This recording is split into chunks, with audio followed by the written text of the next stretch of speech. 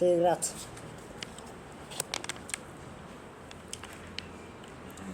Vabbè, un virus comunque.